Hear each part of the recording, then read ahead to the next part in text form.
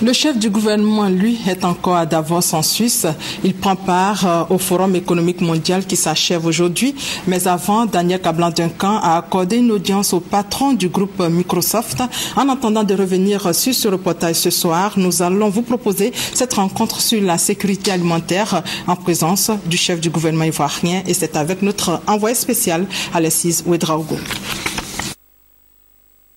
Un agenda bien chargé pour cette troisième journée du Forum de Davos.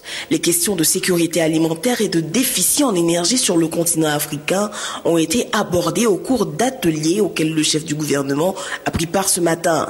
Avec plus de 950 millions d'habitants, l'Afrique ne connaît que 30% d'accès à l'électricité alors qu'elle regorge de potentialités. L'un des problèmes donc importants, c'est le problème du financement du secteur donc électrique. J'ai indiqué que le président de la République, lui, il a souhaité que ce soit le secteur privé qui finance l'électricité chez nous, sous forme donc de BOT ou BOO. Et c'est le cas par exemple au niveau d'Azito, c'est le cas notamment au niveau donc de Cyprel.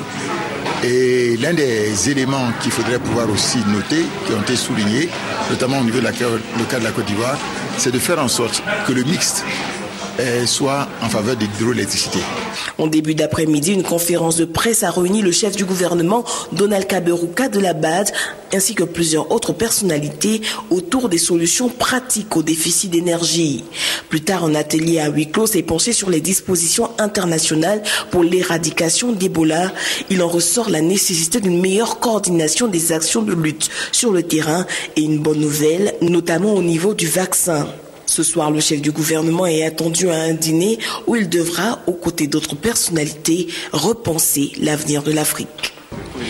L'un des intérêts d'un forum comme celui de Davos, au-delà des termes abordés en atelier ou en plénière, ou encore l'intervention de chefs d'État comme François Hollande ou Angela Merkel qui étaient présents, c'est les rencontres B2B.